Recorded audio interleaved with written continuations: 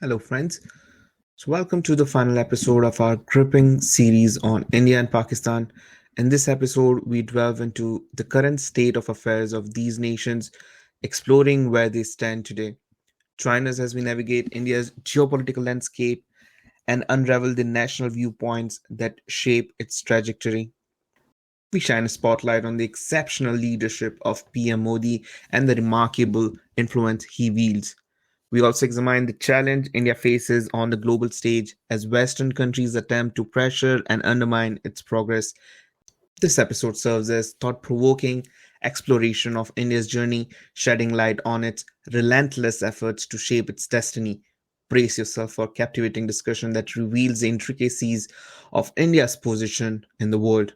As we bid farewell to the captivating series, I and Adil want to thank you for joining us on this incredible journey of discovery. Stay tuned for more engaging episodes on the Line as we explore new intriguing topics. Let's dive into the final installment of our India and Pakistan saga. Enjoy.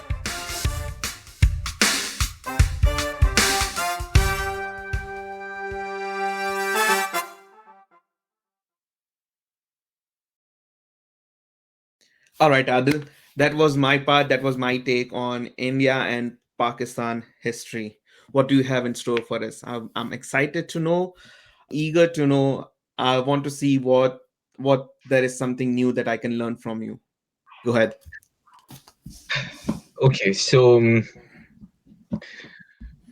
I want to start right like from my understanding of where Pakistan began.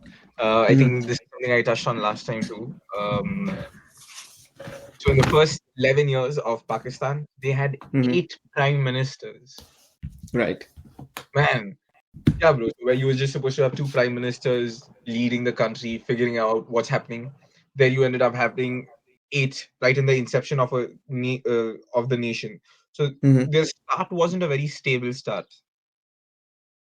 Okay. And right from the get go, they were either depending on USA or Right. China, but Okay. they were not really taking sides. Um, Even though majority of their aid was coming from USA, Mm-hmm. um, and like again, like one thing I kept saying in the last podcast was that USA gave both the countries whatever it needed because basically US didn't want these countries relying on the Britishers anymore, Mm-hmm. right? So to avoid that, because if you go to see, like Britishers had a lot of places under control, like Australia, Canada, Yeah. all these countries are under the same queen, right? And even on India, like till date, the Britishers have had a lot of influence on our history, on our culture. Yeah. Uh, anyway, so America was coming from this angle that yeah, we don't want another country being reliant on the queen and having that same system. So we are going to provide these countries with as much aid as possible. But when they Mm-hmm. approached India, whoever was in charge of India at that point made a smart decision and was like, yeah, we want more education. And whoever Mm-hmm. was on Pakistan, they were stupid enough and they were like, man, we want more weapons to fight India because India is going to try and invade us. But Okay. like sensibly at any given point, if India really wanted to invade Pakistan, there was nothing Pakistan could do to stop, right? And Mm-hmm.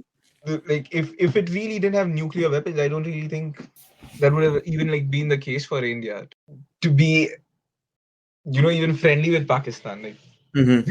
Yeah.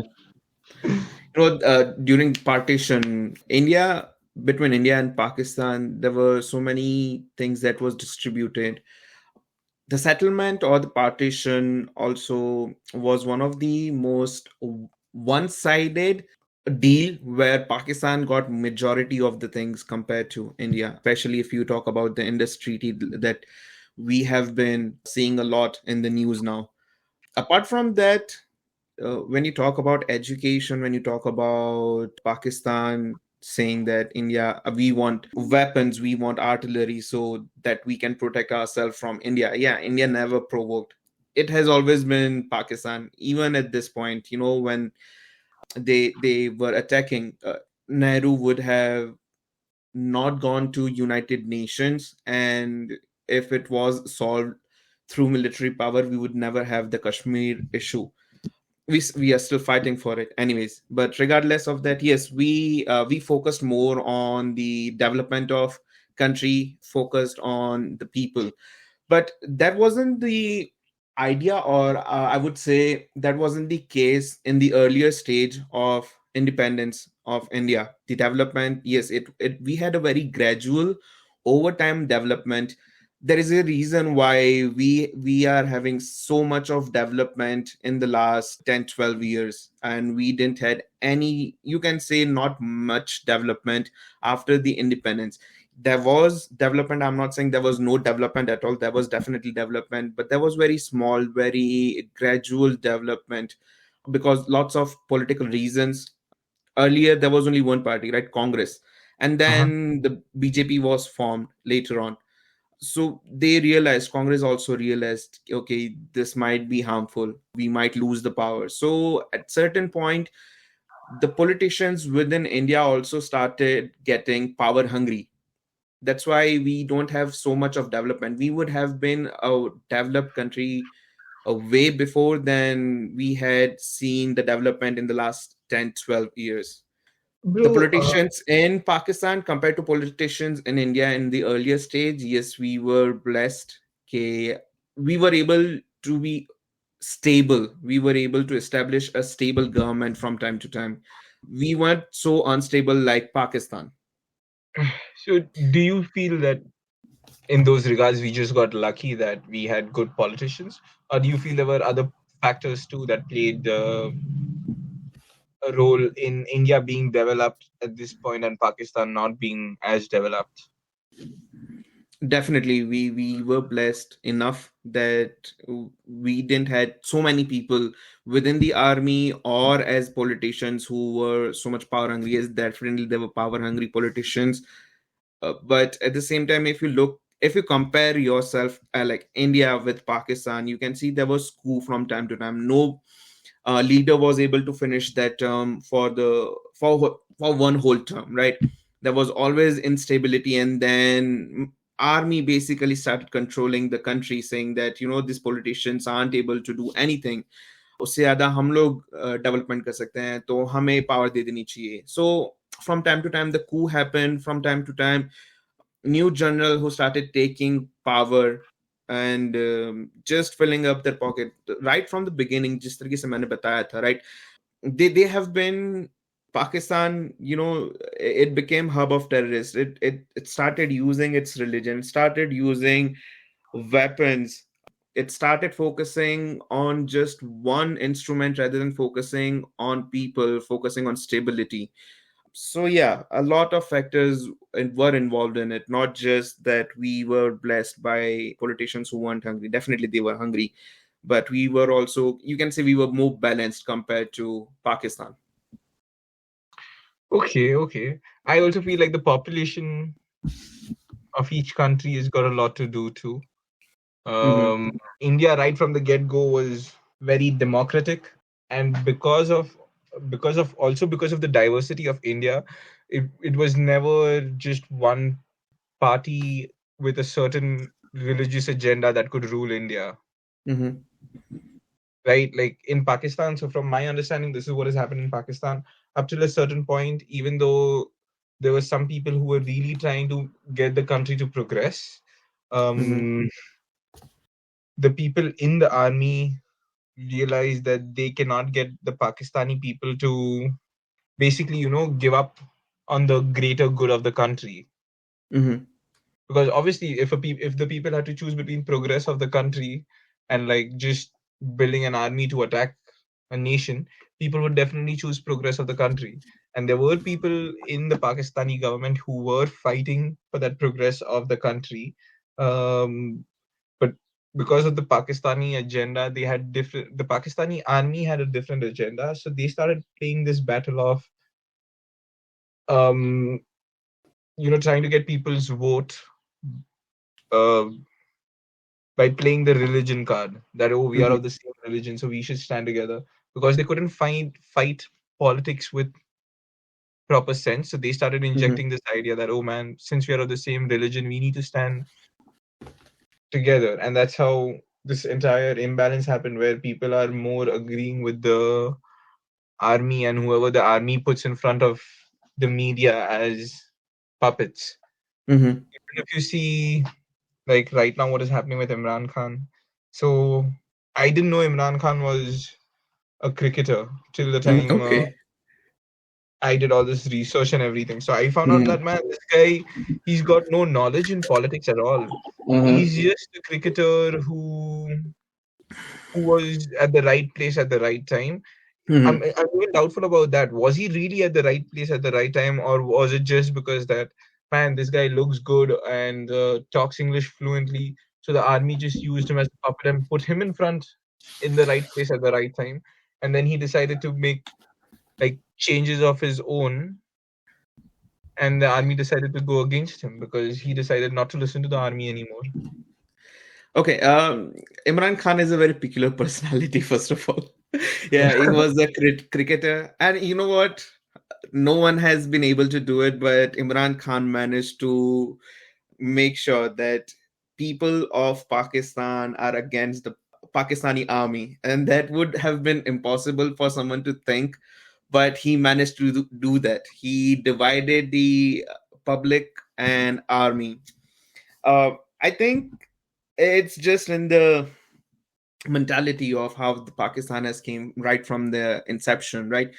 Definitely, there was certain amount of luck. There is certain amount of blessings from the army to make him Prime Minister of Pakistan, as well as yes, he speaks English well. That is also a contribution, a factor.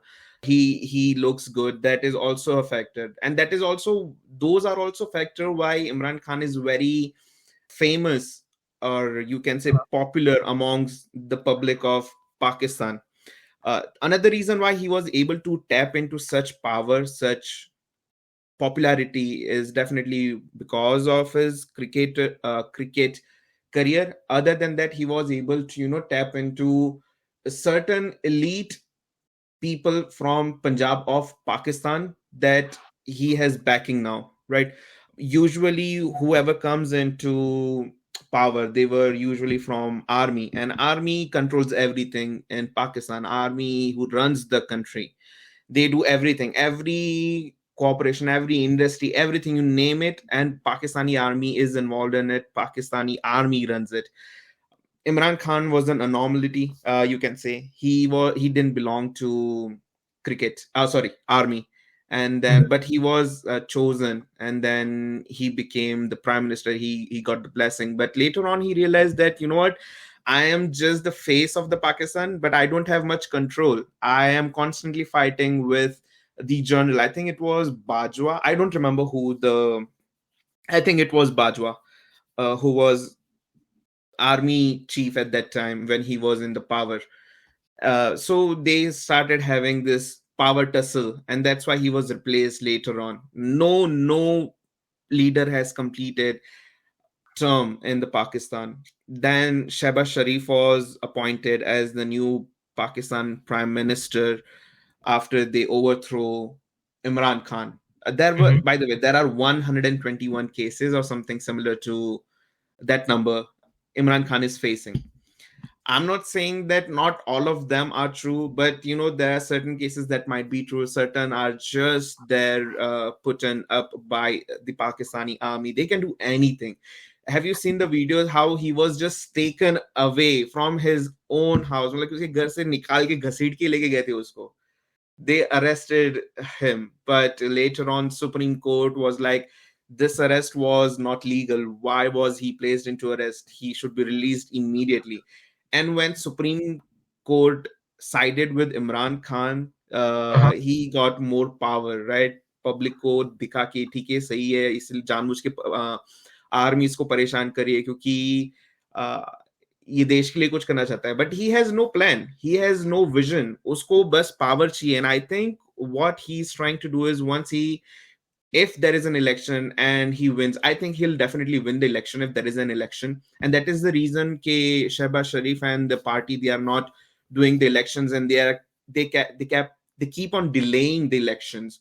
saying कि India कभी भी attack कर सकता है, and that is the reason कि वो लोग है ना ऐसे छोटे छोटे insurgencies करते रहते हैं, especially during we are also holding the G20, and that is also the reason कि India is not retaliating at this point, क्योंकि 2 बार अटैक कर चुका है Pakistan, and they have killed Indian army in this within this year, and definitely India जैसे पुलवामा में पे back दिया था, and then other right Uri में दिया था, बट अभी नहीं दिया because of the G20, and अभी बहुत डेलिकेट सिचुएशन में है, and India won't, I think, counter right now, but India will definitely give its response. Especially अभी जिस तरीके से G20 की presidency के हिसाब से they held it 2 or 3 days of meeting in Kashmir. Pakistan was the only one who was against it. So listen to this. Pakistan Okay. approached all the Islamic ruling countries saying कि G20 को avoid करो, मत जाओ मेरे लिए, क्योंकि because I'm asking as a brother, because we belong to the same religion and all that. So out of 2017 attended, China obviously won't attend क्योंकि China को उंगली करना बहुत पसंद है. So China said कि because it's a disputed territory, we won't attend it. So okay, it doesn't matter. China आए ना आए कोई फर्क नहीं पड़ता. वैसे भी चाइना और इंडिया की ज्यादा बनती नहीं है, and China wants to कुछ ना कुछ तरीके से उंगली करनी होती है. So कोई फर्क नहीं पड़ा. Other than that, there was, I think, Saudi Arabia who didn't attend, and Turkey didn't attend. Turkey is again a very close ally of Pakistan. From time to time, they rake up issue of Kashmir and UN, and they support Pakistan. कोई लेना देना नहीं, बस against है अपने. Other than that, I think it was Egypt. Egypt also didn't. Egypt is not part of G20, but they said they won't be attending it. But it doesn't matter. Even Saudi didn't came. It doesn't matter. The reason is because Saudi say we had investment in Kashmir. Like I think last year they have already invested in Kashmir a huge amount. And अगर वो नहीं आते कोई बात नहीं. But if you see अगर 20 में से 17 attend कर रहे हैं, that means it's a pretty successful event. So they weren't able to do anything. वो सिर्फ ऐसे रोते रहते हैं. And then the foreign minister of Pakistan, he gave a speech कि दुनिया सो रही है, इंडिया इतनी atrocity कर रहा है कश्मीर में, क्या हो रहा है, तुम लोग कैसे जा सकते हो. I mean, that's the whole reason कि 2 रीजन थे why Modi decided कि कश्मीर में होना चाहिए, and it's actually a very good decision. First obviously कि टूरिज्म इंक्रीज करना है. अगर तुम G20 वहां पे होस्ट कर रहे हो सक्सेसफुली, एवरीवन इज सेफ, तो दुनिया देखती है कि ठीक है, जिस तरीके से पाकिस्तान बोल रहा है कि वहां पे अट्रॉसिटीज होती है, वहां पे इतना अत्याचार होता है, वहां पे इतना वायलेंस है, it shows it's not there. If people are coming there, delegates आ रहे हैं, they are visiting, so to boost tourism, to show the real face of Pakistan ki they are just spreading lies. Other than that, definitely investment lani hai. If you have investment in Kashmir will be developed. Kashmir mein jobs आएंगी, Kashmir में लोग ज़्यादा बढ़ेंगे, right? And I don't see Kashmiris to be very sad about removal of 370. 370 निकालने के लिए निकालने पे जिन लोगों को मिर्ची लगी है, that is Pakistan and few people within India. So it doesn't matter. Turkey भी you can say one of the person हो सकता है, China भी तू बोल सकता है कि है, कोई फर्क नहीं पड़ता. That is legal territory of India. और illegally जो भी पाकिस्तान ने ऑक्यूपाई कर रखा है, उसके बारे में हम तो नहीं रोते रहते ना बार बार. We definitely have, or by the way, last year or I think this year, Modi or Amit Shah, I don't remember who was it, but they ensured that, you know what, the Pakistani occupied Kashmir, the POK, so-called Azad Kashmir, they say it will be part of India. So I'm hopeful कि अभी नहीं तो थोड़े time बाद India will get the whole Kashmir. कुछ भी कर ले, जितना रोना है रो ले पाकिस्तान, बट कोई फर्क नहीं पड़ने वाला. करंट तू देख रहा है ब्रो, उनके देश में लोग मर रहे हैं भूखे. They are dying, they are not getting enough meal. Inflation through the roof है. $1 equals to I think 295 से 300 पाकिस्तानी रुपीस. इसके बीच में फ्लक्चुएट हो रहा है. Bro, can you imagine that? Like, लेकिन इन लोगों को क्या चाहिए? इन लोगों को फर्क नहीं पड़ता कि नॉर्मल पीपल मर रहे हैं. दे ओनली केयर अबाउट कि कश्मीर मिलना चाहिए, कश्मीर हमारा बस. What are you going to do? You don't have proper infrastructure in your own occupied Kashmir. वहां पे ढंग के तुम्हारे सेल टावर्स नहीं है, वहां पे रेलवे स्टेशन कुछ नहीं है. You have no plan for the whole country. बस जो तुम्हें एड मिलती रही है right from the beginning of 1947 from USA for its own agenda, from other countries in the name of religion, in the name of के भाई भाई, उसके अलावा कुछ नहीं किया. The only thing Pakistan that outsources world and okay, I'm going to take back my statement जो मैंने last episode में कहा था कि पाकिस्तान के पास कुछ भी नहीं एक्सपोर्ट करने के लिए, they are just consuming. I was very wrong about that. Pakistan has one thing which it has contributed to the world, and that is terrorism and radicalization. That is the only thing. वही कर सकते हैं वो लोग और कुछ नहीं, because they don't have any vision, right? उनको हमेशा एक instability चाहिए. जब दुनिया भर में they weren't able to do anything, they got back to the Kashmir issue again, and then बस वहीं से उनका रोना चालू है, बंद ही नहीं होता. That is why even in the recent time जब भी कश्मीर कश्मीर पे रोते रहता है ना, India has stopped responding to it. कि भाई तुम्हें इज्जत है कि नहीं, कितनी बार जलील करेंगे तुमको यार. यूएनएससी में जाके तुम रोए, वहां पे तुमको जलील किया है, फिर भी तुम चुप नहीं रहे. तुम कहीं पे भी bro, even if he goes to Africa, ऐसी कंट्री में जाता है जहां पे कोई रिलेशन नहीं है about the Kashmir issue, he will raise up the only one issue and that is Kashmir issue. Why? Seek out opportunities, seek out development opportunities for your country कि अपने कंट्री को कैसे बचाओ. नहीं ब्रो, अभी आईएमएफ का जो लोन, मैं तुमको बार बार बोल रहा हूँ कि आईएमएफ लोन दे देगा बट बहुत एंड में देगा. Bro why are they fixated कि ठीक है आईएमएफ से लोन मिलने वाला है, आईएमएफ से लोन मिल रहा है. I mean do something else ना.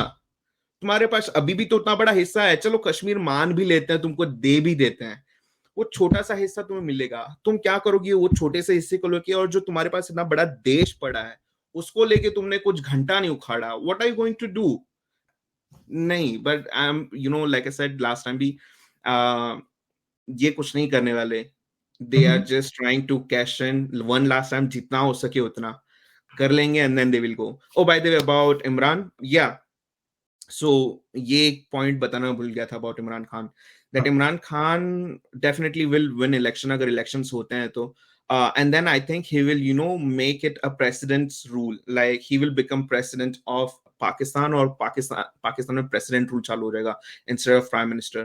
So he will be holding all the power rather than army chiefs or army from time to time grabbing the power and doing coup against the leader of the country. But but I don't think क्या उसके पास actually में कुछ नहीं है. He doesn't have any vision. He just wants to have a power. He just wants to rule the country, and that is all he. And it's amazing, मैं देखता हूँ content on YouTube, and almost everyone is saying that Imran Khan अगर आ जाता है in power, nothing could be better for India.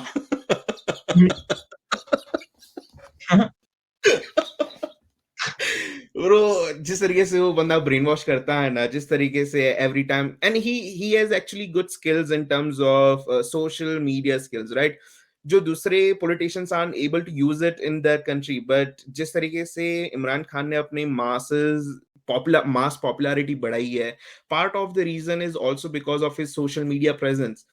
वो हमेशा social media जाएगा, थोड़ी बहुत बातें करेगा, and then he is going to provoke, and Pakistani people gets easily provoked अगर इमरान खान कुछ भी बोल देता है तो. Bro, earlier I mentioned that Pakistan has nuclear weapons. Is that true? I'm not very sure if they do or they don't. Yeah, they have nuclear power. They are nuclear power. They are atomic and nuclear, yeah. But does India also have nuclear weapons?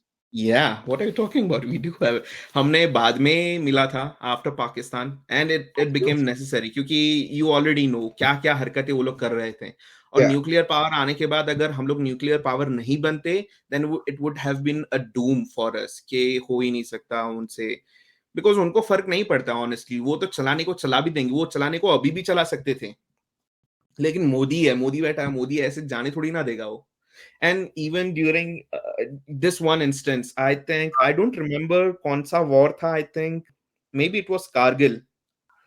Uh-huh. So Atal Bihari Vajpayee was the even by the way, Atal Bihari Vajpayee was also an amazing personality. He was an amazing leader for our country.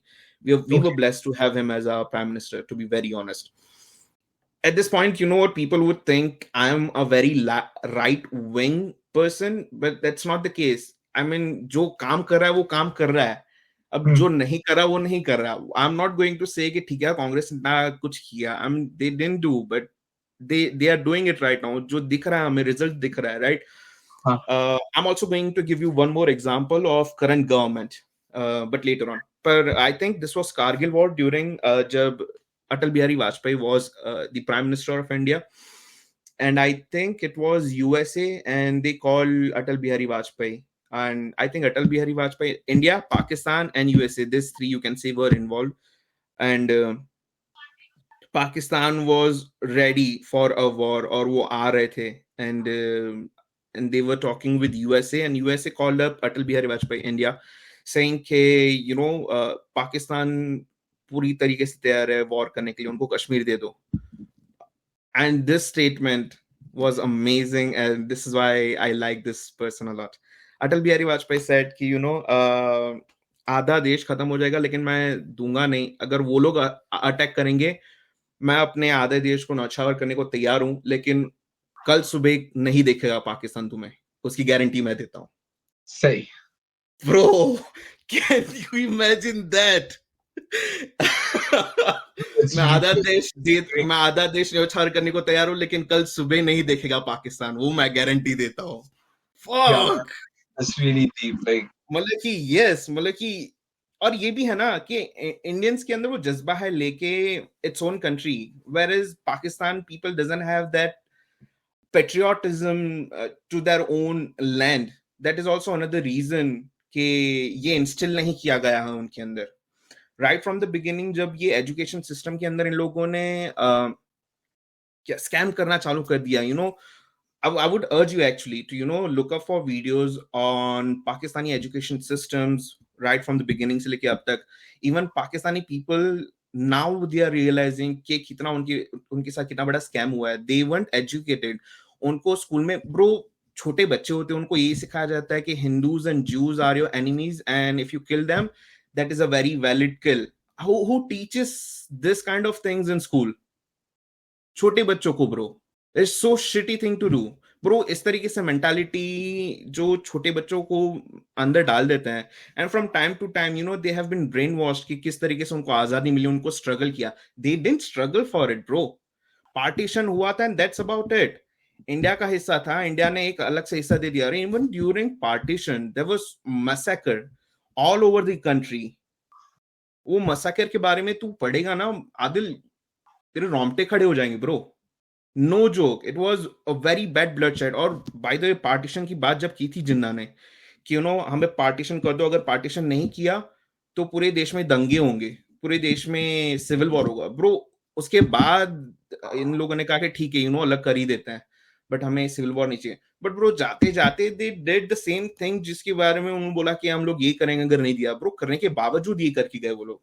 You should actually learn about this. बहुत. और there is also reason कि बांग्लादेश ने क्यों decide कर लिया था कि उनको अलग होना 1971 वॉर में. they asked for India's help कि लिबरेट करा दिया, and then 1917 वॉर के बाद बांग्लादेश was separately formed. और इसलिए we have good ties with Bangladesh, जो पहले ईस्ट पाकिस्तान था by the way. They also bro, उनके साथ भी जो इन लोगों ने atrocities की है ना, I cannot name it. In terms of the current government के बारे में जो example मैं देने वाला था, when the current government came into power in 2015 में, they formed a group for South Global something. I don't remember exactly the name. I think I'll give you the exact name.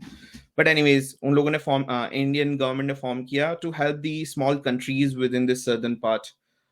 And today bro, it's been I think 7 8 9 years to बोल दे, ठीक है ना. 9 years के बाद उसका effect दिख रहा है कि जब गवर्नमेंट ने ये ग्रुप फॉर्म किया था तब ज्यादा लोगों को फर्क नहीं पड़ा होगा कि क्यों फॉर्म किया छोटे देशों के लिए. I mean instead make ties with other people.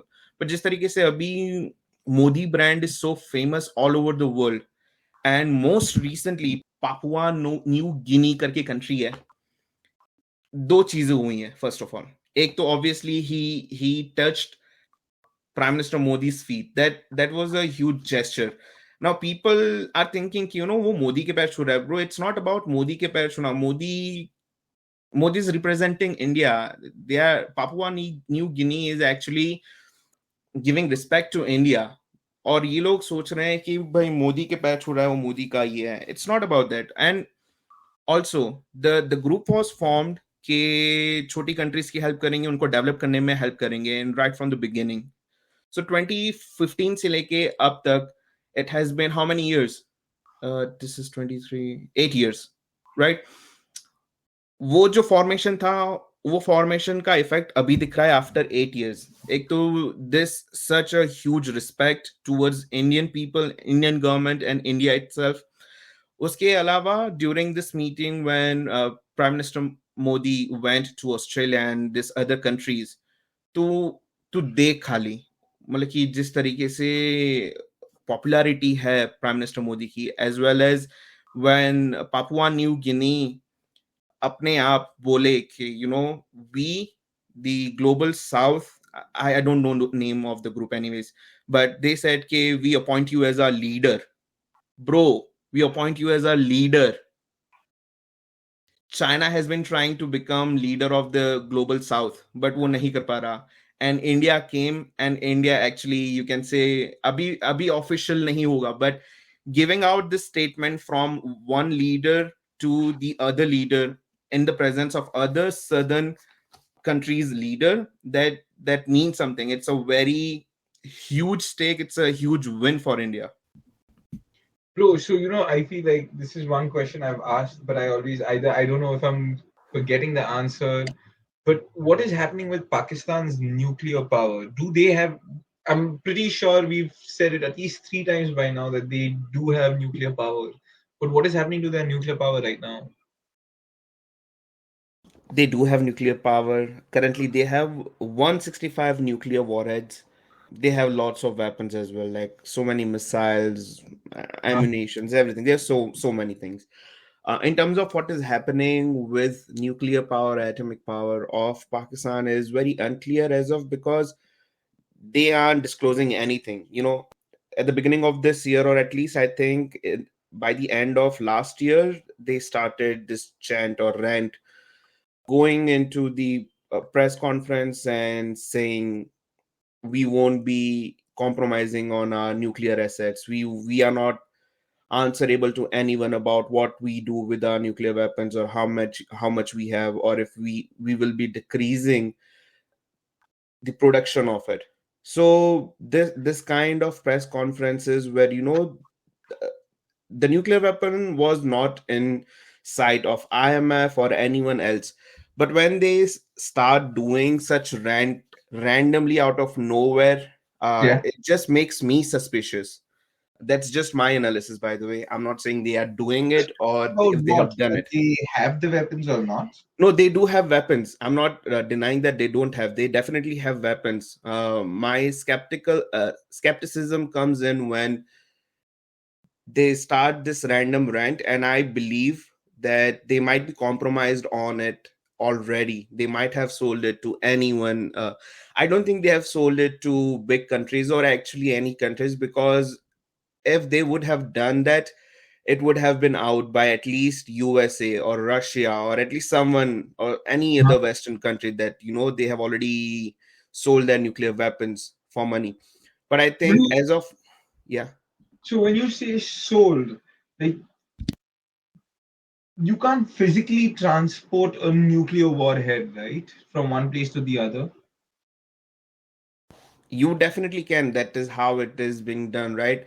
It's not that if a nuclear missile is made right here in my house, let's say, Yeah. uh, it's not necessarily that I cannot transport it. Definitely, there are different components to it. Okay. Warhead, you're right? Delivery system, warheads. There are so many aspects and components to it. So they do combine it, and then they move it to different places, especially with nuclear weapons and atomic weapons, which are destructible in nature to Mhm. humans or to Earth. They are hidden. They are not kept in the plain sight. They are hidden so that, by the way, they are strategically placed. I wouldn't say hidden, but they are strategically placed. And every country's nuclear weapon, they are, no other country knows about where they are kept, but they are there. Okay. Like USA has nuclear weapons hidden, you can say hidden or strategically placed all over USA, right? Media It's will not just come. in one place. Yeah, it's not just in one place, but they are hidden all over. So they can use it whenever they want. Use it strategically in the sense, let's say if India wants to send a warhead. Right now, India won't be sending a warhead from Tamil Nadu to Pakistan, because that will be way too far of a distance. Definitely, it can cover the distance, but the problem is if it's not strategically placed, you won't be able to use it properly. So there will be definitely a closer, relatively closer place to Pakistan border where we'll be able to use the nuclear weapon more strategically and more efficiently. And yeah, but coming back to Pakistan, when I say they might have sold it, you never know, because the regime right from the beginning, it's the same thing, right? They all they do is cash in as much as possible, and specifically at this point in time where there is no aid coming in from any country, right? IMF is dangling money from past so many Mhm. months. So they are desperate, and I feel like if they want to go out, and definitely the current government won't be in power for very long. They will have to do election. If they don't even do election, they are not so much popular. They don't have anything to stand on. They have nothing in their hand. So if it's a very last desperate call, they might sell their nuclear weapons to, I would say, terrorist groups. That would be not safest, but at least that will ensure that they are going to get good amount of money to them from them, instead of sending it to or selling it to USA or Russia or any Western countries. They are definitely not going to sell it to India for sure. But I don't even like. I don't know why US would even want nuclear warheads from Pakistan, because it's not like that Pakistan has developed something new. It is something that was already given to them by the US. If you are in, let's say, if you are in a fight with your equal opponent, now you both have used up energy. There is just one last weapon, you can say, is left in your arsenal, right? You both have used up your ammunition, your AK-47, your M16S, everything is used up. Now there is only one pistol left. Now, would you say, why should I use this pistol? It's just a pistol. I have used M16. I have used AK-47. That's Would right. you do that? Right? No, no, It's the that's right. same thing. So it's But the on a same global thing. level, yeah. Yes, and Russia and obviously Russia and USA are competitors, enemies, you can Mhm. say. There is no doubt about it. So Mhm. if USA can get an edge over Russia in terms of nuclear warheads, they will definitely buy it. If Russia can get more warheads compare or edge over USA, they will definitely do it. Why wouldn't they do it, right? So it's the same situation, but I don't think they will be selling it to them for specific reasons.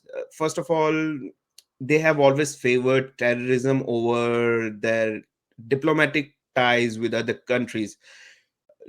In the past episode, I have mentioned that they started selling US military's intelligence to highest bidder or the terrorist, right? Uh-huh.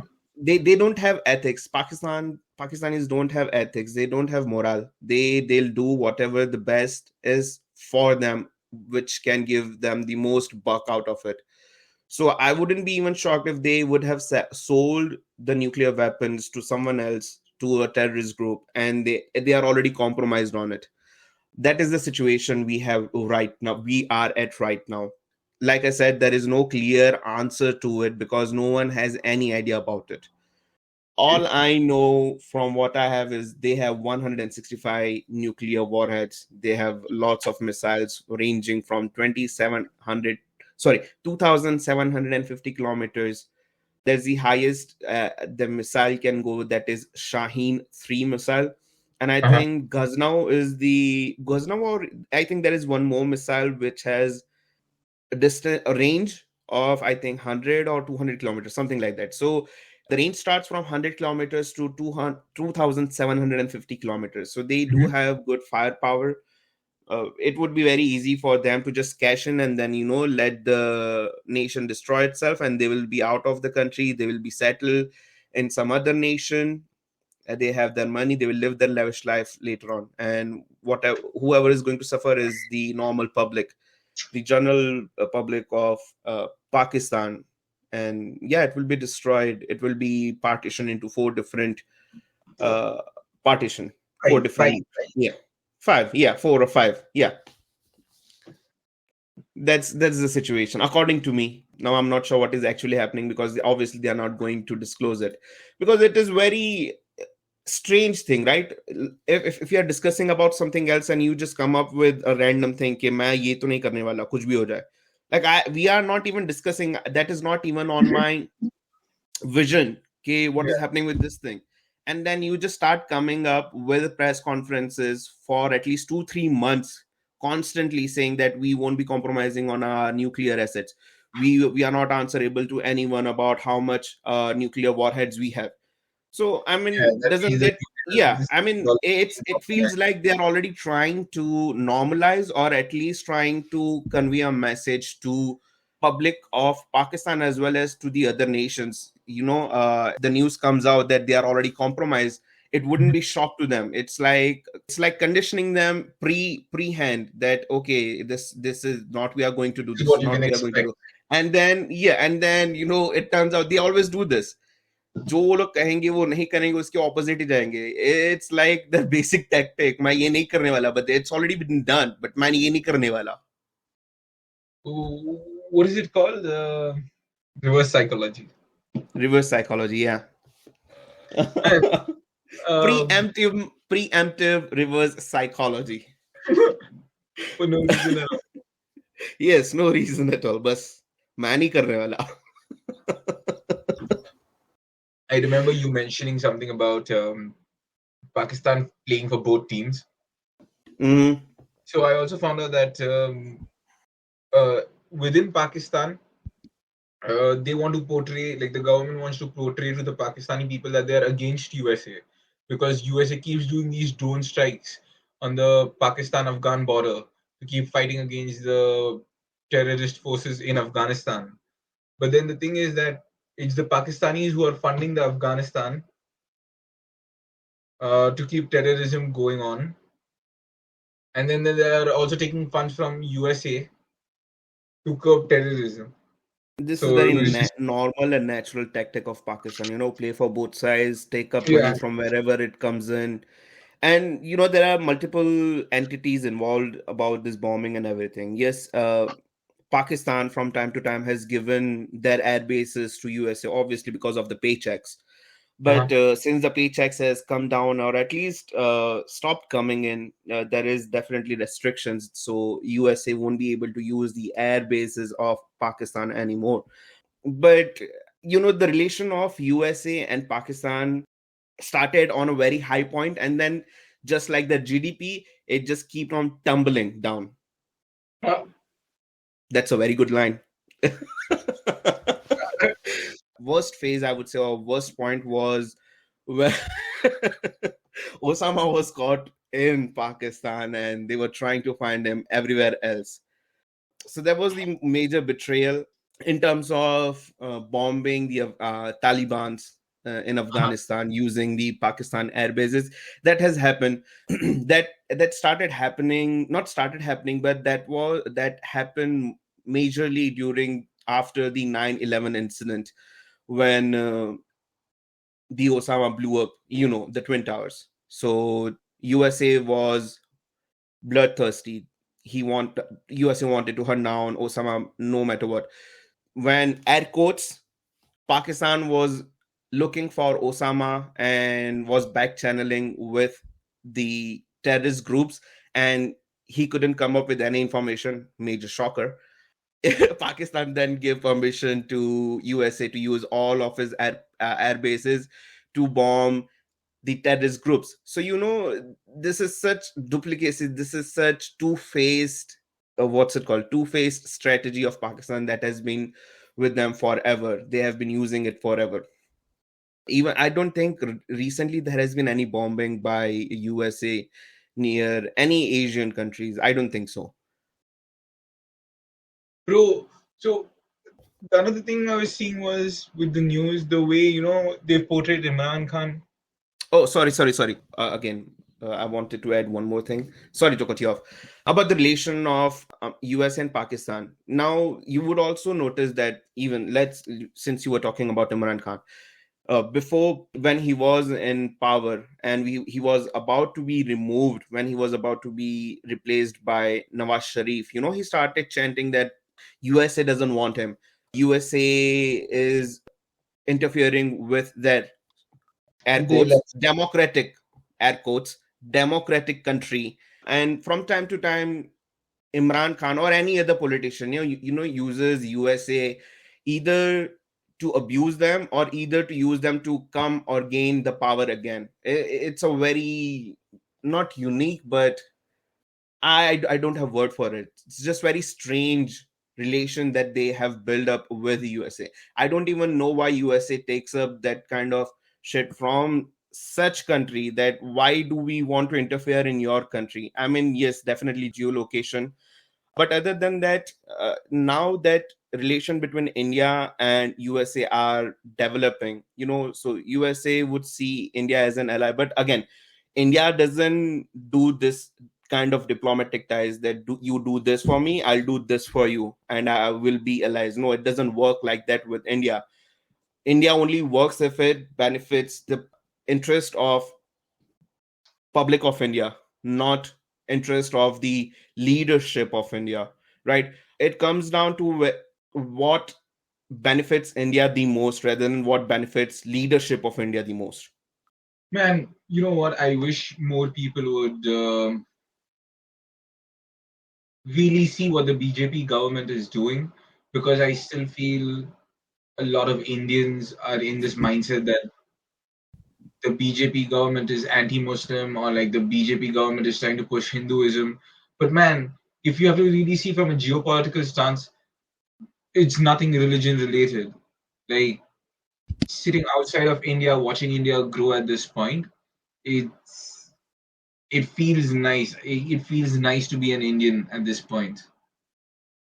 That's the pride. That's the pride. That's one of the best and major contribution of PM Modi to instill that prideness in each Indian living abroad or within the country. You see the difference. 100%, man. Like just the way, just the stance India Ev- has currently. Like it's not, it's sitting with all the major nations, and it is sitting in such a sweet spot where it doesn't have to pick sides. It's like, man, like whatever's going good for us, we are going to keep doing that. And as long as it's not bothering anyone, it shouldn't. It's none of your business. Exactly. So the roots of BJP is anti-Muslim can be tracked down to all the way to the partition of India and Pakistan, right? Uh-huh. Because Congress was the only major party back then. Yeah, Then obviously comes BJP, as you can say, rival, yeah. and then there were the political parties formed over time. BJP, let's not even talk about the international stage where we are doing fantastic, by the way. But let's not even put India on a global stage at right now. Let's even take India on national level. Right now, there is no geopolitics involved. It's just the national politics, regional politics, right? If you see the record of Indian government since 2014, ever since PM Modi became PM, you would see actually Modi has been doing more work for Indian Muslims compared to what Congress has done over the years, right? Man, undoubtedly. Apart from that, not just for Indian Muslims, I see the work he's done overall. Something as simple as creating enough toilets, right? Yeah, This is a matter of human dignity, right? So people have enough toilets to go to, creating like bigger and better roadways. Like all this is happening in real time, and you see the benefit of it. You see the benefit of it in terms of trade, in terms of business opportunity it is bringing to the country. true. It's just the there is this saying कि किले के दरवाजे अंदर से खुलते हैं. So we have to eliminate the enemies within the country itself. This politics of religion, this politics of casteism, that needs to be eliminated, and I think that's what the government is trying to do. But I'm not going to say that Modi has been successful in doing that. I mean, even Modi has to play, because the Indian population has been, over the time, climatized about religion के base के हिसाब से ही politics में चलेगा. So if you see Muslims majority, most of the time they vote in banks. That's why they are called vote banks. So they will definitely vote in community, whereas Hindus, you can say, or Christians, even Christian, actually, you can say Christians also vote in community. Like, Puri Christian community is going to vote for Congress. Puri Christian community is going to vote for BJP, if wherever the elections are.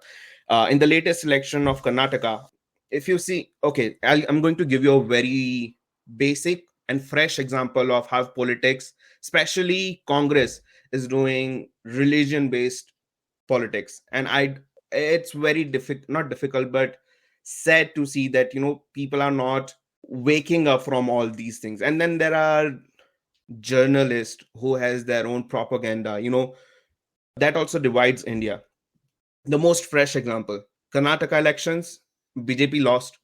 It was being speculated that BJP will be coming out on top with the majority for the first time in Karnataka, but they didn't. They lost. Congress came into power. Uh-huh.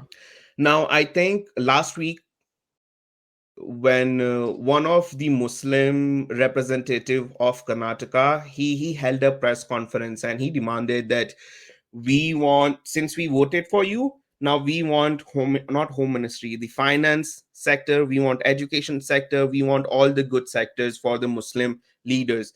Anything else can be given to someone else. And that is how this is being done. That is not how it should be done. If Modi would have done that, we wouldn't be at this level at where we are at. But wherever you see Congress goes, wherever you see SPA goes, Mamta Banerjee, you see how West Bengal is so not developed.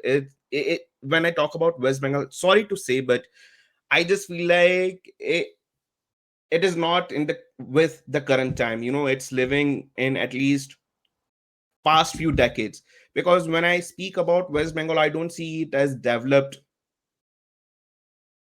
state. Uh-huh. Mamta Banerjee usually does this. She plays politics and religion with Muslims. That is always has how it is being done. I'm going to send you a few examples how she operates. Anyways, but yeah, we as Indian have to collectively raise above the politics of religion, Well, because अगर इस तरीके से जाओगे, every state is going to demand कि since we Hindus voted for you, now we want this, right? And that is not how it's done. It should be done based on the merits, based on how intelligent you are, how good you'll be able to perform. And if you see Modi, right, if Modi doesn't find someone to not able to handle that particular department, he reassigns it to someone else, and he has done from right beginning. ऐसा नहीं कि एक ही बार किया है. Smriti Irani was education, and then she was removed and replaced with someone else. She got something else. I don't remember what department she holds currently.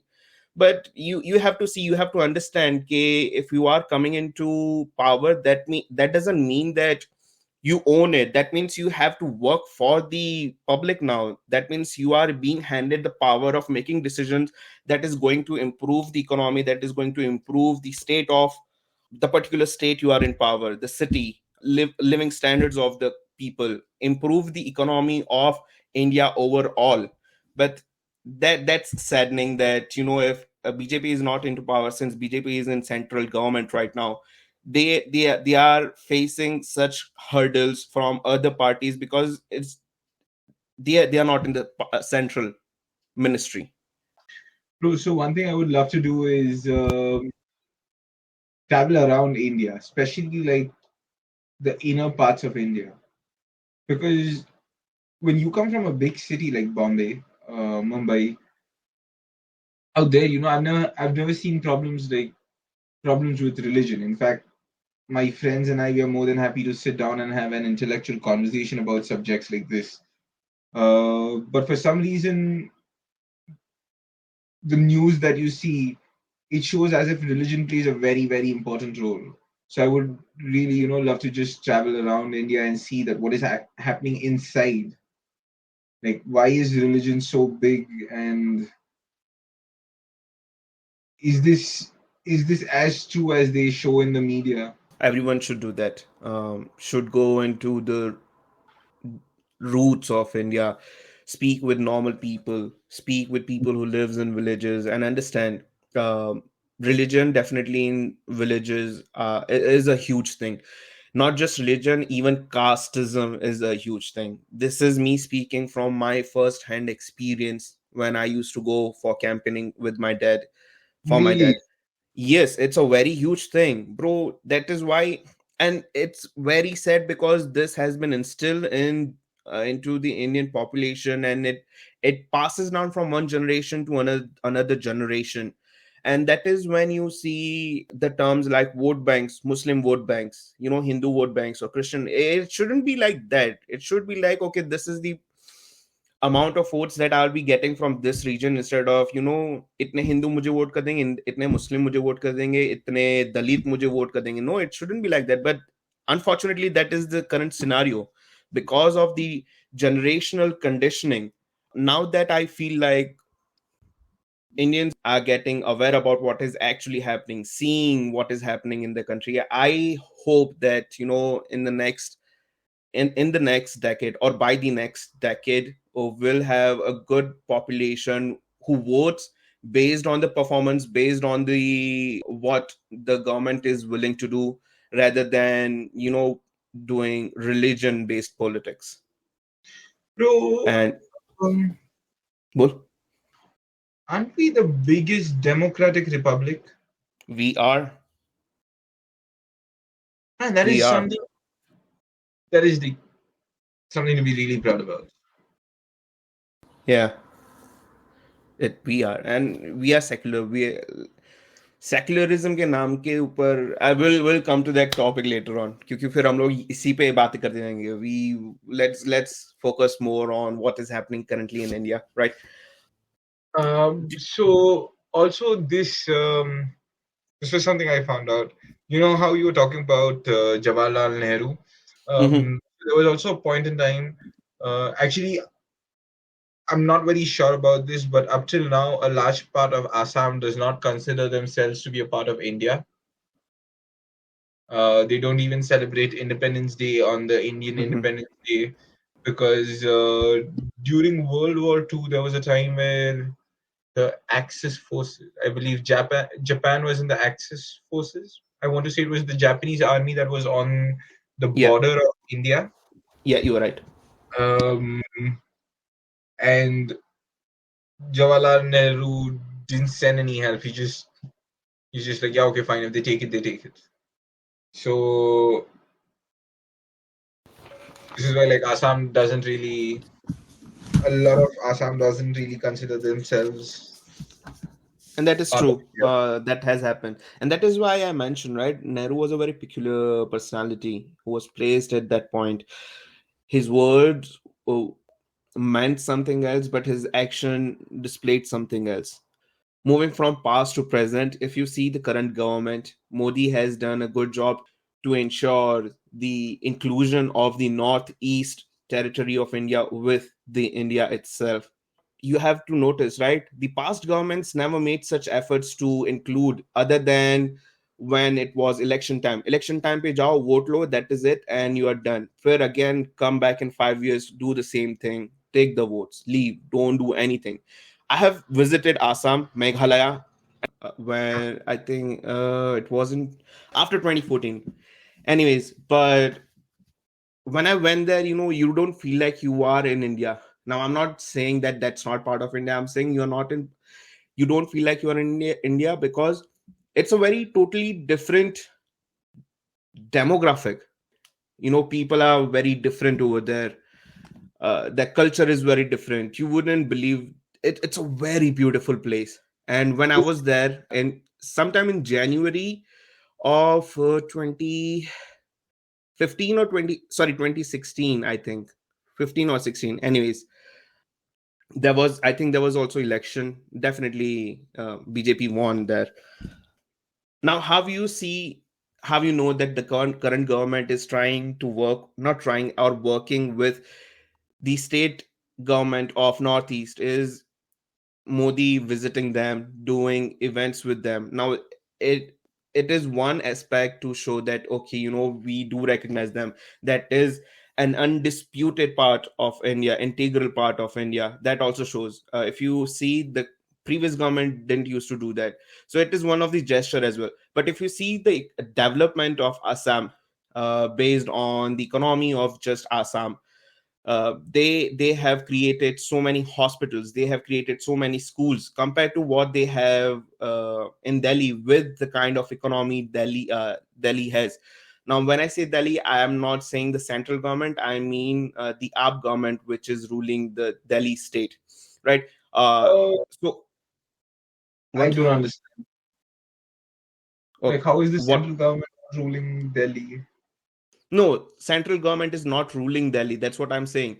Now, when I say Okay. Delhi, I mean the state government that is rule. The Delhi is ruled by AAP government, Aam Aadmi Party, right? Now they came to the from. Sorry, they promised that they will eliminate corruptions. They will do this. They will develop so many hospitals and schools and everything. Now, over the years, we didn't see much. Now, particularly this year, I've been following news, and even the local politics of India is very interesting. Uh, the Aam Aadmi Party, which was symbol for someone who started from scratch, who doesn't come from any political party, doesn't have any political relatives or anything, comes into power twice, clean sweep, and based on the promises of cleaning rivers, based on making Delhi the most developed state, developing schools, developing hospitals and infrastructures, but that has not been happening. So many scams has been uncovered within the past few months, and that is shocking. So if you compare the amount of money which Delhi holds and the amount of money which Assam holds as an economic state, you will see there is a huge disparity in terms of money they have. Delhi government spends few thousand crores just on advertisement, few thousand crores just on advertisements.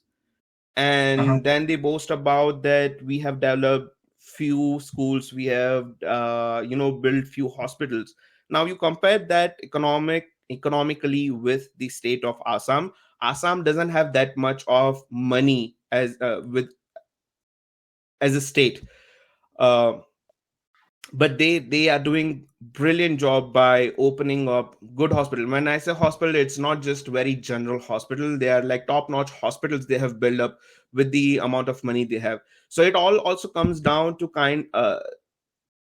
how good knowledge, how good uh, you manage well the money and are able to develop your state.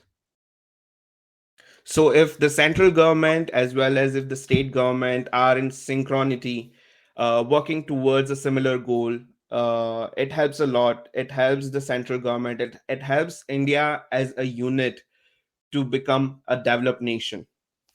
So yeah, earlier the relation between the northeastern part of India and the mainland India wasn't so good. But with the current government, I see the relationship being improved, being developed, and the state also being developed under the current regime of India.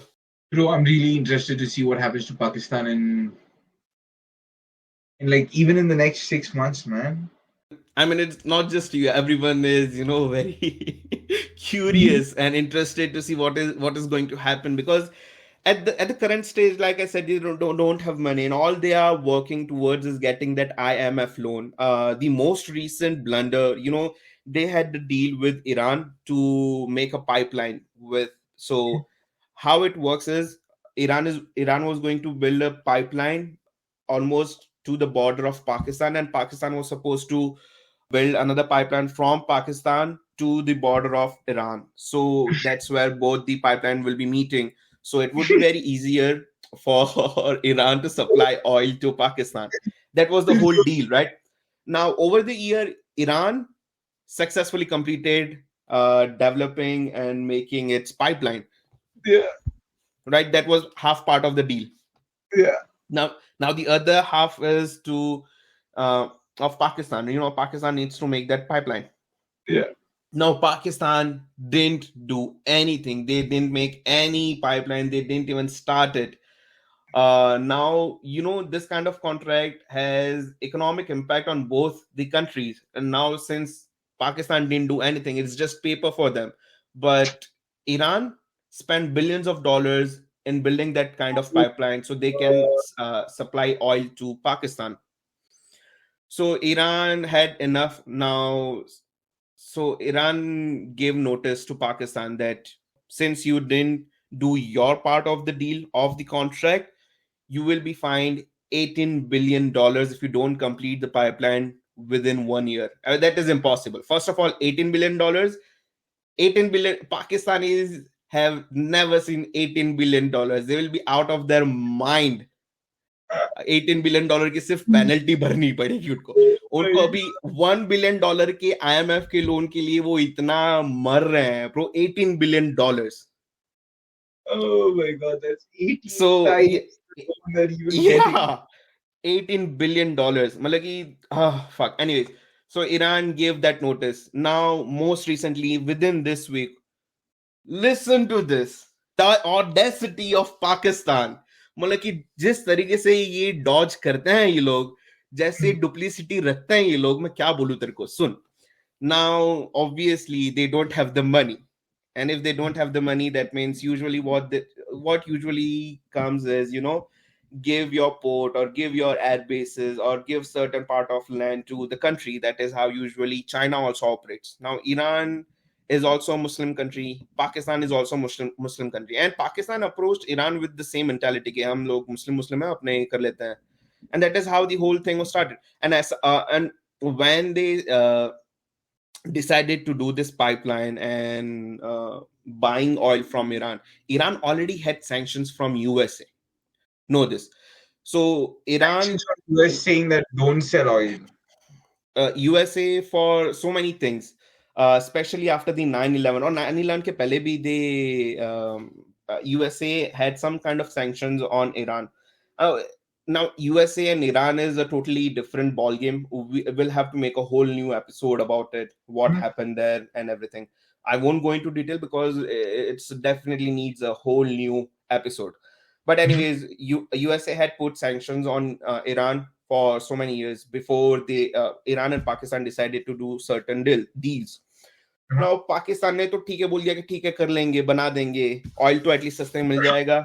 So they started. Now उन लोगों ने बनाया नहीं. So now to deflect all this, to deflect this payment of $18 billion, not doing shit, what did Pakistan do? Pakistan went to USA and said कि अगर हम लोग pipeline बना देते हैं तो तुम लोग हम पे तो सैंक्शन नहीं डालोगे ना. हम लोग पाइपलाइन बनाए कि नहीं.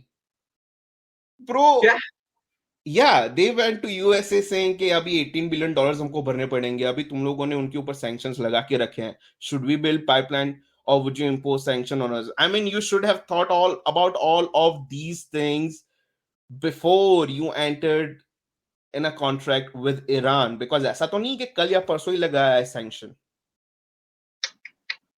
To avoid this payment, they are playing now this game. They are involving USA into it. So USA will interfere. तो कैसे ना कैसे they will ensure कि $18 billion ना भरने पड़े उनको. Yeah, they will just weasel out of it because they'll be like, yeah, we want to build the pipeline, but yeah, if we build the pipeline, USA is going to sanction it, so that's why we're not building. Duplicity of not oh my god, yeah.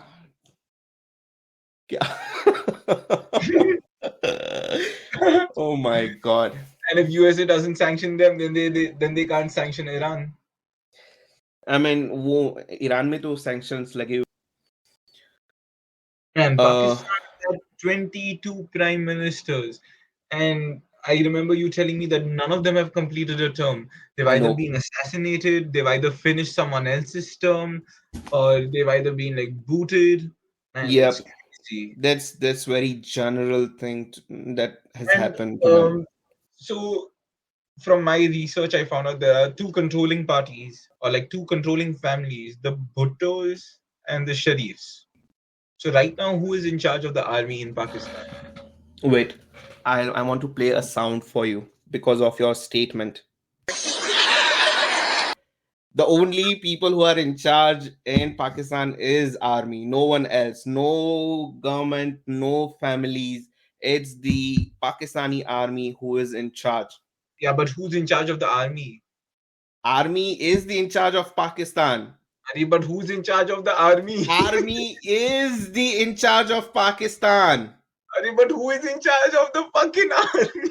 अबे army के ऊपर कोई नहीं है. Army is the boss of Pakistan. Army decides everything that is going to happen in Pakistan. यार army मतलब army के अंदर कौन कौन है जो हेड डिसीजन मेकर्स है?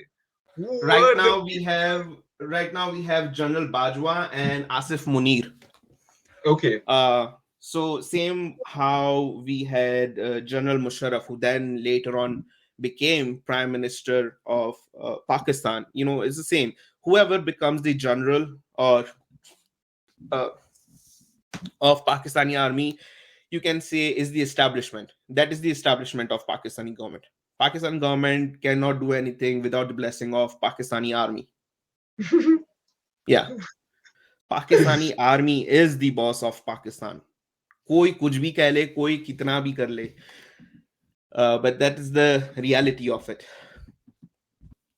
So if you are going to poke someone who holds all the keys to the fort, or someone who holds such power in the country, they are going to get fed up. You know, कि बहुत उंगलियां कर लिया, बहुत हो गया तेरा, चल जा अभी. So we are at that point. कि Imran Khan, over the past few months, over more than a year, you know, has been campaigning against the Pakistani army. Now you can see the repercussion of it. The most recent news from Pakistan, which I have been following very closely, apart from the what's it called, the G20, we have Imran Khan. Now, what they have started doing is, you almost everyone is aware about the arrest of Imran Khan, right? Yeah. And then he was released. He has 121 or 128. I don't know how many cases against him. Yeah. So now Pakistani army has come into action. This is the most recent news. They have started targeting the people who are in the party of Imran Khan. So Imran Khan's party is now losing leadership, its members right and left. They are resigning from their posts. They are running because Pakistani army has come into action. Now they are targeting the family members. They're targeting that अगर तुम इसके साथ रहोगे तुम jail में जाओगे, क्या करना है, क्या डिसीजन है तुम्हारा. Oh my. So yeah, so everyone is now jumping ship. Imran Khan himself and his wife, they are on a no-fly list zone. Most recent news, they are on a no-fly list zone. Apart from both of them, leadership of the TTP, the Tehreek something TTP, his party, I think, more than 500 people are on no-fly list because they just because they are in his party. So now you can see that they are coming into action, and now the popularity. Now Imran Khan will be neutralized. When I say neutralized, I'm not saying he'll be killed. He can be killed. You know, it's very easy for them, but he can be imprisoned. Now they are going to take away all his power from it because abhi jo most recent attacks hua tha, people started protesting. There were riots. Pakistan was burning, right? So they have started cracking down on them. कि उन सबको पकड़ रहा है, उन सबको jail में डाल रहा है. Bro, and they've also already like started martial law in some of the places in Pakistan, and they're being tried on like the Army Act and stuff. So, sorry, बोल. Yeah. So from what I heard in the news was that in some places in Pakistan, the martial court is in order. People are being tried under the Army Act already, and Army court, yeah. Yeah, and like what is happening is that even if the judges are giving an order, the Pakistani army, like they arrest someone, they're taken to court. The judge says, okay, no, no, no, this is a wrongful arrest, or this is, you have to give bail. The minute bail is given, then they're arrested on another charge, and then they're put again in jail for something else, and then again they're presented to the judge, and like, it's just, there is no democracy out there at all. It's just whatever the army says goes. Yeah, that's exactly true. And then they claim to be a democratic country. It's not true. There is nothing democratic about that country. Nothing at all. Now, notice one thing. If you are going to follow this thing, when the trial starts in the army court, no media in Pakistan will have, courage to show it on their news. All news will be like off. There will be no news from Pakistan about these hearings from army court. क्योंकि पता है कि अगर army court का दिखा दिया, that means they are going to go against the establishment, and establishment is Pakistani army, not the government. अगर शहबाज शरीफ भी अगर अभी बोलने लगे ना कि army should not be in charge, वो भी जाएगा, उसको भी नहीं रखेंगे ये लोग. So Shehbaz Sharif. Okay. So Shehbaz Shehbaz Sharif is Sharif is the one who's representing from the Sharif family, right? yeah, his brother was Nawaz Sharif. He was also Prime Minister of Pakistan for a very long time. Not very long time, for certain years. Why would I say a very long time? Joke. Anyways, and then he lives in London right now. जो मैंने बोला था ना, ये लोग यही करते हैं. लीडरशिप में आएंगे, पैसा भरेंगे, लंदन मूव हो जाएंगे. ये इनकी जनरल टैक्टिक है. Now he will never come back to Pakistan. Pakistan आएगा तो जेल में जाएगा या मर जाएगा. So currently he lives in London. I mean, every leader does the same thing of Pakistan. It's the same So can't tactic. the London government also arrest them on something for like international whatever? No, it doesn't work that way, right? बहुत सारे confluences आ जाता है. You also have to know that UK government के अंदर खुद Pakistani born leaders हैं. So if you have good relation within the government who are Pakistani born, then that's a safe haven for you. Government is not going to work against you. Yeah, that's right. Right now is the same thing with Vijay Mallya, is the same thing with the perpetrator of 26/11 Mumbai attacks. We are able to get them to India because of the diplomatic ties and the pressure that we hold and the power we hold. Vijay So Mallya Modi को is भी able, contact किया? yeah, we are Really? Wow. able, yeah, we'll be able to bring them to India. See, just wait and see. So was he um like tried and all in India? he no abhi aaya nahi hai, but he will be. There is this perpetrator of 26/11. Wait, I'll give you his name. And that is the one of the major development of India's diplomatic tie to bring him to India and do the trial on him. His name is Tahavur Rana.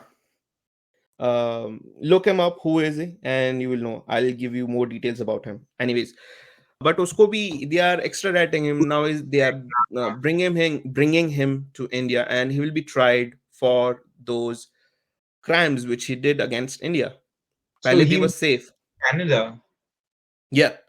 So and pehle they became were safe. a immigration service businessman. Wow. Yeah.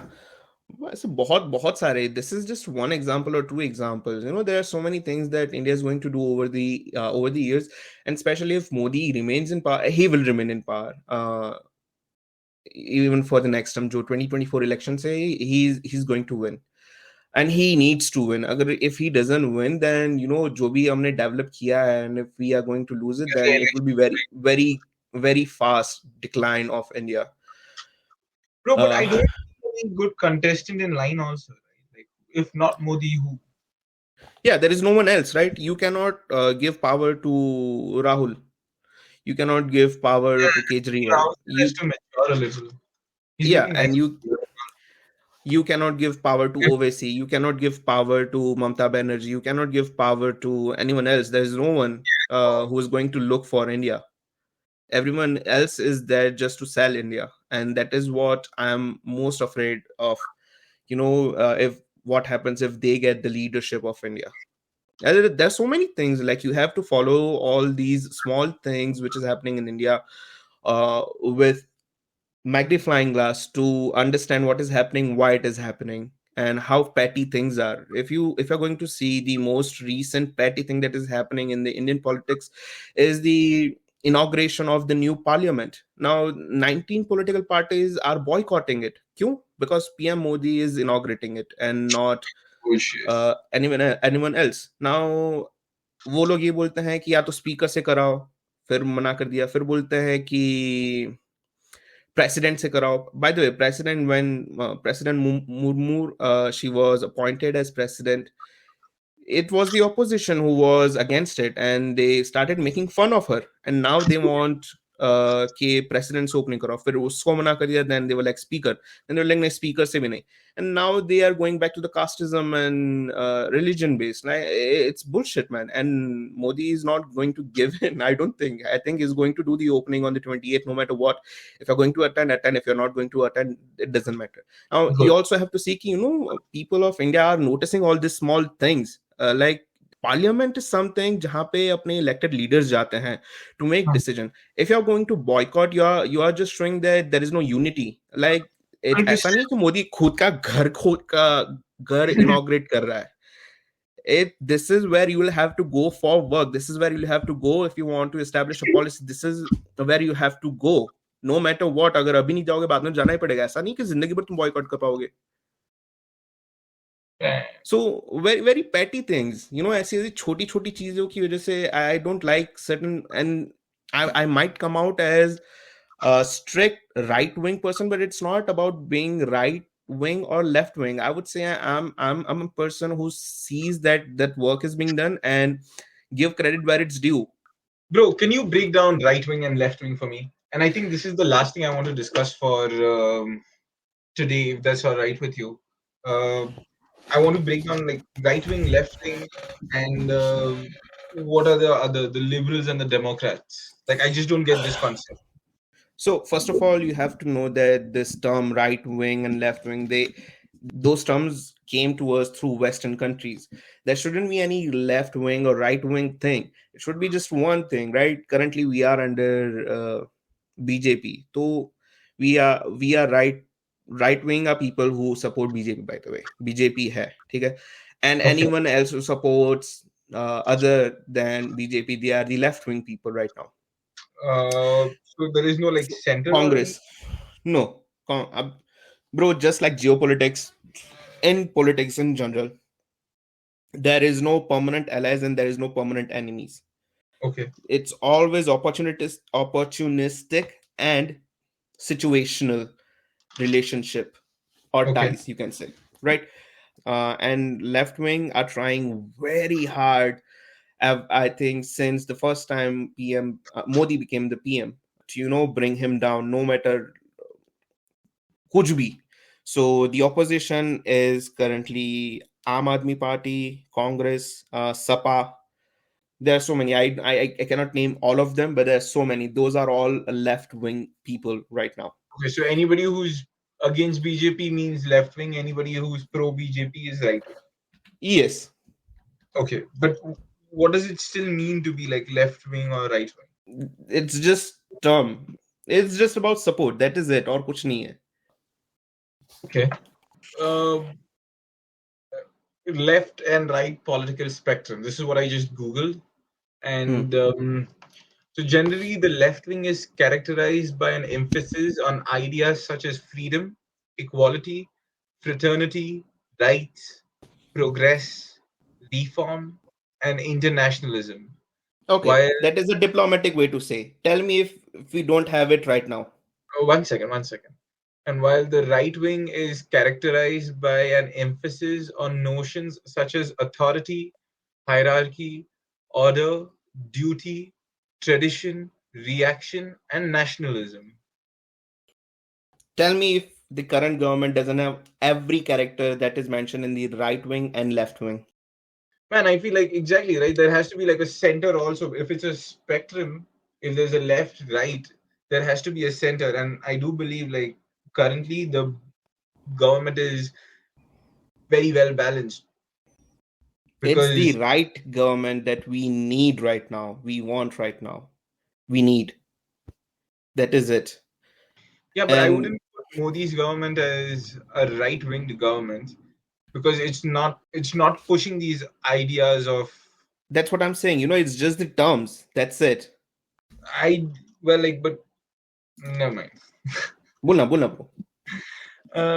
I don't think they're just terms, right? When you associate a party and you say that this party falls on the right wing, or like it falls under this spectrum, the left and right political spectrum. So if you're saying this party falls on the right spectrum, that means this party is promoting ideas of authority, hierarchy, order, duty, preservation of tradition, reaction, and nationalism.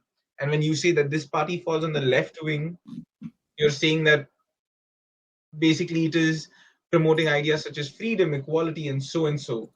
So you could have two parties that are on the right wing, but they could still be opposition parties in terms like they can still be opponents. So you could have Congress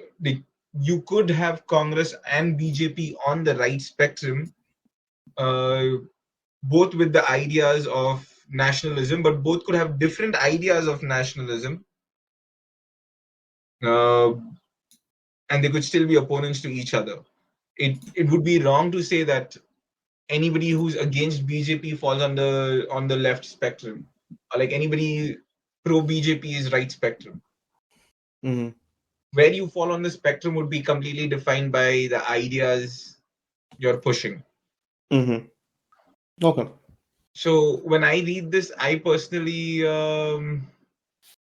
I want to say more center, but I would say center right because I do really like the idea of preservation of tradition, order, hierarchy, authority, duty, your reaction, Mm-hmm. and like nationalism towards your country. I do believe in all those ideas. Right. Yeah, man.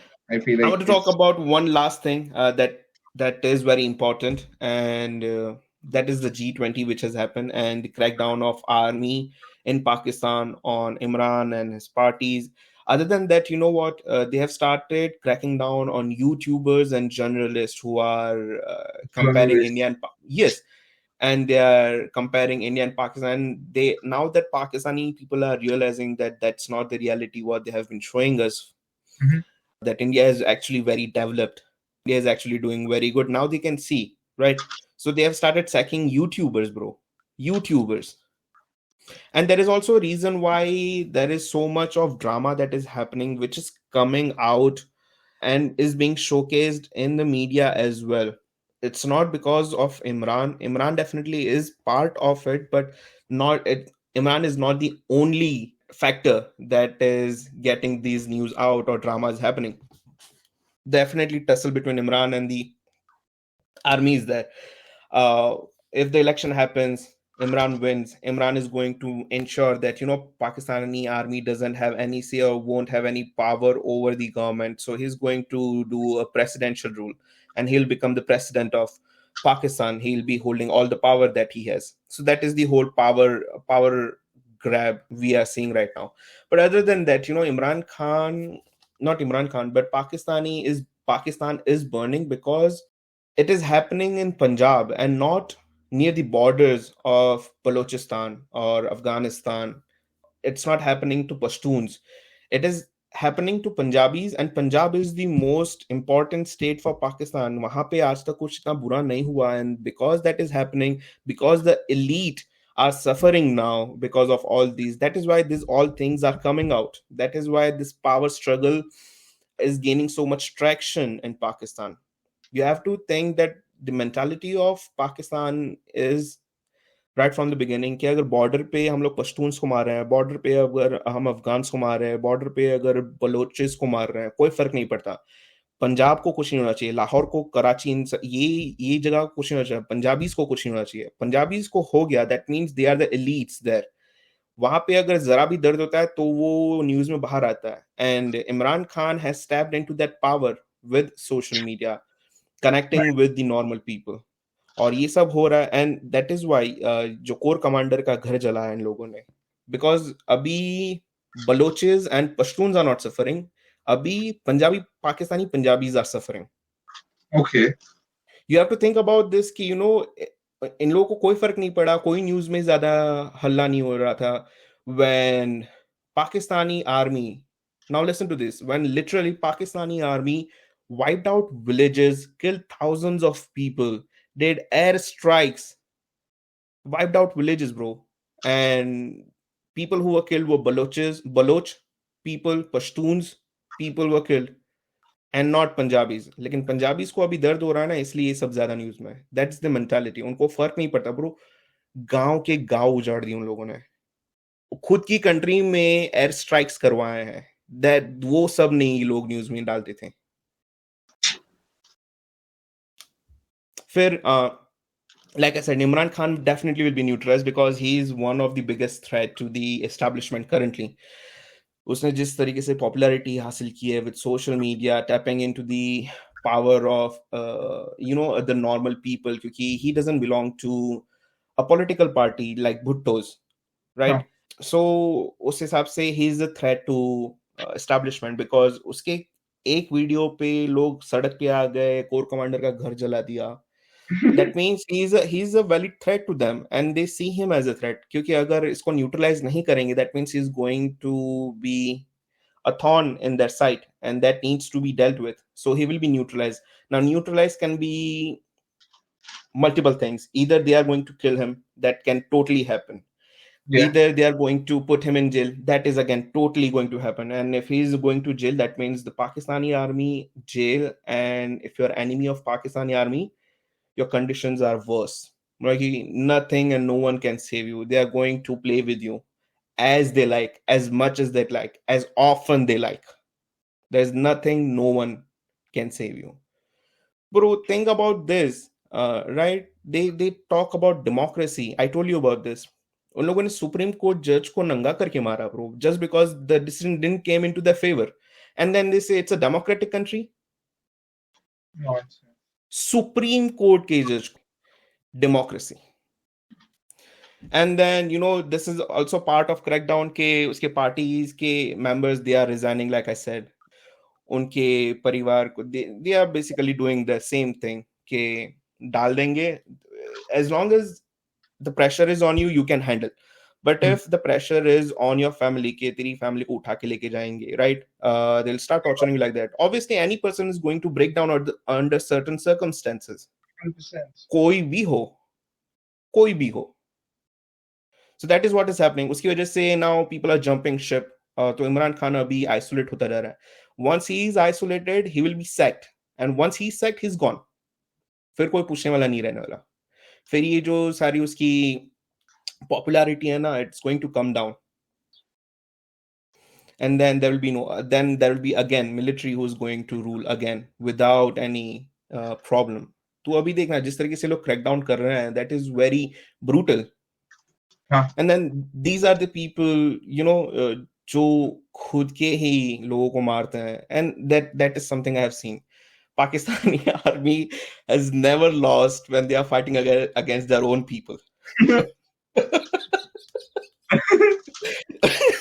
But that is true. That is true. वो लोग अपने इलाके के ही शेर है. Yes. अपने मोहल्ले का शेर है. Pakistan claims to be the nation of Islam. Like हम लोग leader हैं Islam के. But when you talk about Uyghur Muslims who are being tortured in Chinese camps, they are obliviated about the fact कि ऐसा तो कुछ भी नहीं हो रहा. But the whole world knows about it. क्यों नहीं? Because हाँ, China छुट्टी देना बंद कर देगा. हाँ, China will stop giving change to them. Yeah, man. So they don't belong to anyone. Now the most recent statement from Bilal Bhutto, the foreign minister, that the G20 is happening there because they are thinking of development. Obviously, why wouldn't we? But ठीक है, चल, thinking of development, so why not develop this part? Yeah. You are seeing the audacity of that person. एक तो first of all you are coming to India, फिर India में बैठ के you are telling when a journalist asks, India is planning to host G20 in Kashmir. What are your thoughts? And bro, this is no way a diplomatic situation or a response or a professional response. What he said is, time आने पे हम लोग ऐसा जवाब देंगे कि वो जिंदगी भर याद रखेगा. क्या? Yeah, look it up. It's everywhere. This is what he said. Now, does it suit someone who is professional, someone who is representing a country, who's going Catchy. to give? And then he is asking कि G20 is happening there because they are thinking of development, so why not develop this part? क्यों करे बे? तू यहीं पे आके हमको धमकी दे के जा रहा है, and then you are asking कि we should help you, why? And then he said No, no, he's saying that we should develop Kashmir. that, yeah, their side of Kashmir now, which is Why? not there, but exactly मैं वही बोल रहा हूँ, मतलब सही में India should be scared about कि India आके कहीं वो पैसे ही ना मांग ले अभी. And he also mentioned that, if India really has a neighbor first policy, and which we do, by the way, that if India has a neighbor first policy, then why is it China and Pakistan इन लोगों के साथ क्यों नहीं बनती? Why there is differences between them? And then how is it the neighbors first policy? Now, if you're going to send terrorists, if you're going to send radicalized terrorist over, you're going to poke from time to time, you're going to take every single chance to attack India, either by weapon or words or diplomatically, you do. And then you can't expect us to not reciprocate those actions. And then you cannot expect कि हमको क्यों help नहीं कर रहे, right? In the most recent, you try to sabotage the G20 meeting. You killed few of our soldiers, right? I can give you proof about how we are enforcing the neighbor first policy if they are saying कि हमारा ऐसा है नहीं because we are not helping China or Pakistan. What about Sri Lanka? Sri Lanka is our neighbor. We are helping them. Bangladesh is our neighbor. We are helping them. Nepal is our neighbor. We are helping them. We are helping all small nations which we can help, who are at least not sending terrorists our way, who are not trying to damage Indian democracy or economy. Say. Because we have good relation, right? अभी अगर तुम लोग ऐसे उंगली कर करके बोलोगे कि मेरे को भी दे, मेरे को that's not going to happen. Wake up. That's where we stand. That's where Pakistan stands. That's where India stands. We are the fifth largest, and like I said, not even by 1.5 year, I think within this year will be the fourth largest economy, because Germany has officially announced that it's in recession. Oh, really? Yeah, that's a recent Wow. development. And Germany is the fourth largest. So if its GDP in 2 quarters is showing minus 0.3, then definitely. And we have developing economy, and we have a rising GDP of 7%, and the RBI government says that it's going to be even uh, bigger than 7%. So definitely we are going to cross Germany as well. Can you imagine that? We are leaving Germany behind. We'll be becoming the fourth largest economy in the world. Damn straight. So that's the end of our India and Pakistan saga. It is impossible to talk or mention about every single thing that has happened, but there are lots and lots of things that is still missing. Uh, it was just a 3-part episode. So I want to thank you for joining us for this repeating episode on the current state of affairs in India and Pakistan. We hope you found it enlightening. If you enjoyed this discussion, you won't want to miss our next episode. In our upcoming episode, we'll be shifting gears and focusing on a topic close to our hearts: health and fitness. Join us as we explore the world of physical and mental well being, diving deep into the importance of maintaining a healthy lifestyle. We'll also have a special guest joining us on the line, bringing valuable insights and expertise to the conversation.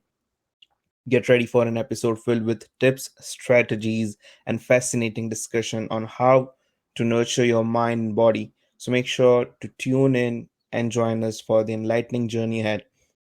Thank you once again for being a part of our podcast family. We value your support and look forward to sharing more exciting content with you. Stay connected, stay healthy, and we'll catch you on the next episode of On the Line. See you next time.